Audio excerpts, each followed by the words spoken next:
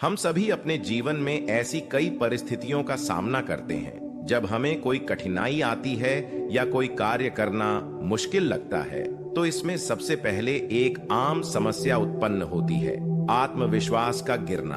कई बार हम किसी कार्य को करने से पहले ही हार मान लेते हैं या किसी मुश्किल काम से घबरा जाते हैं और प्रयास करना छोड़ देते हैं। इसका सीधा असर हमारे आत्मविश्वास पर होता है। दोस्तों, इस वीडियो में एक कहानी के माध्यम से आपको बताने वाला हूं कि जीवन में कभी हार नहीं मानना चाहिए और प्रयास करना कभी नहीं छोड़ना चाहिए और तब तक करना चाहिए जब तक कि सफलता न मिल जाए।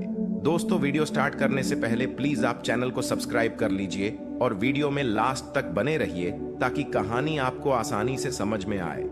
एक समय की बात है, एक राज्य में एक प्रतापी राजा राज करता था।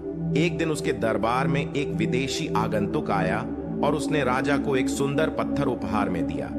राजा वह पत्थर देख बहुत प्रसन्न हुआ।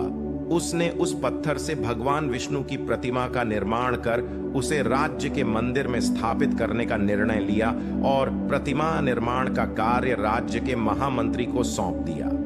महामंत्री गांव के सर्वश्रेष्ठ मूर्तिकार के पास गया और उसे वह पत्थर देते हुए बोला, महाराज, मंदिर में भगवान विष्णु की प्रतिमा स्थापित करना चाहते हैं। 7 दिवस के भीतर इस पत्थर से भगवान विष्णु की प्रतिमा तैयार कर राजमहल पहुंचा देना।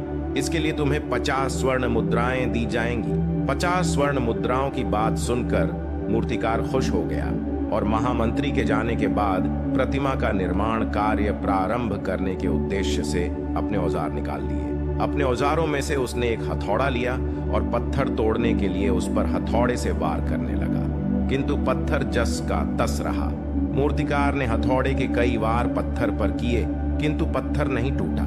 50 बार प्रयास करने के बाद मूर्तिकार ने अंतिम बार प्रयास करने के उद्देश्य से हथौड़ा उठाया, किंतु यह सोचकर हथौड़े पर प्रहार करने के पूर्व ही उसने हाथ खींच लिया कि जब 50 बार वार करने से पत्थर नहीं टूटा तो अब क्या टूटेगा।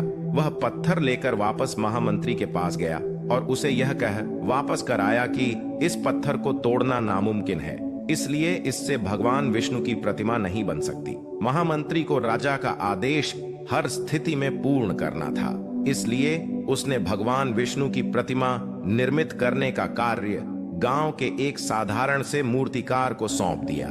पत्थर लेकर मूर्तिकार ने महामंत्री के सामने ही उस पर हथौड़े से प्रहार किया और वह पत्थर एक बार में ही टूट गया। पत्थर टूटने के बाद मूर्तिकार प्रतिमा बनाने में जुट गया। इधर महामंत्री सोचने लगा कि काश पहले मूर्तिकार ने एक अंतिम प्रयास और किया होता तो सफल हो गया होता और 50 स्वर्ण मुद्राओं का हकदार बनता।